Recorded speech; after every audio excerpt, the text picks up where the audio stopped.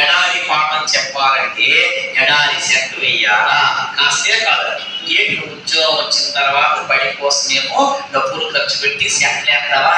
నీ ఉద్యోగం వచ్చిన తర్వాత నువ్వు బడికి పట్టుకెళ్ళి ఏకైక పరికరం ఏదైనా ఉన్నది క్యారేజ్. అందుకే మరి గురువేది అని చెప్పి వేశారు. ఇది కూడా ఒక రకంగా చిన్న డయోలమాలు అంటే నక్షత్రశాల నమూనా. చెప్పండి గట్టి ఒకసారి. తరగతి ప్రాచీన నక్షత్రశాల నమూనాని మనం గుర్రేది అంటాం.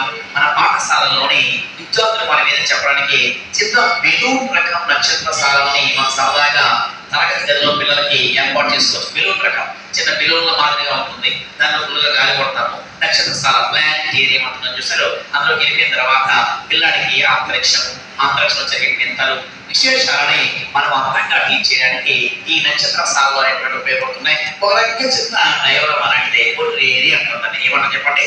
కొర్రేరి. ఇక్కడ ఒకసారి గమనించుకుంటే మొన్న ఒకసారి ఎలా చేసిన స్థానిక కాలమానము అదే పాఠ్యాంశాన్ని చెప్పడానికి అద్భుతమైనటువంటి ఉత్తమమైన పరికరం ఏది అన్నాడు. నమూనాల, పనిచేసే మాదిరులా, స్పెసిమన్లా ఏది కాదన్నాడు. ఆన్సర్ తెలిసిన పనిచేసే మాదిరి చెప్పండి.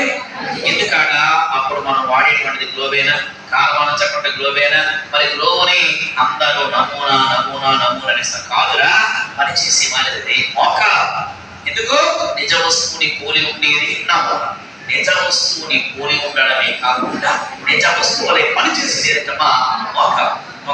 నిజ వస్తువు యొక్క విడిభాగాలతో తయారు చేయబడి నిజ వస్తువులే ప్రయత్నం చేసేదేటమ్మా స్పెసిమన్ అన్న, మాతృక అన్న, మచ్చు అన్న ఒకటే. ఒకప్పుడు నిజ వస్తువే, కానీ ఈనాడు అది మరి స్పెసిమన్ అనేటువంటిది మనం ఉపయోగించకుండా వదిలేసింది. రద్దు అయిపోయిన 2000 రూపాయల నోట్లు. ఆనాటి కాలంలో ఉపయోగించినటువంటి ఆ మారణాయుధాలు వస్తువులు